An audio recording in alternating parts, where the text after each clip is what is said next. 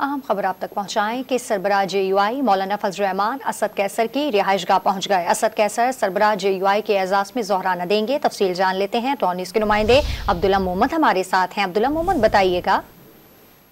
جی بالکل، اب سے کچھ دیر قبل جمعیت علماء اسلام فی کے سربراہ مولانا فضل الرحمان جو ہے وہ اسد کیسر کے گھر پہنچ گئے، اور اسد کیسر نے آج ان کو ظہرانے پر بلایا ہے، جہاں پر جو سیاسی صورتحال ہے اور اس کے ساتھ ساتھ جو تعمیم کا معاملہ ہے اس کی بات چیت ہوگی۔ PTI کے دیگر رہنما جو ہے وہ بھی اس ظہرانے میں شریک ہے۔ تاہم اب جو ڈیولپمنٹ سامنے آئی ہے کہ یہ جو ملاقات ہوگی، بانی PTI نے بھی جیل میں جو صحافی سے گفتگو کی ہے، کہا ہے کہ ان کو مولانا کے کردار پر شک ہے۔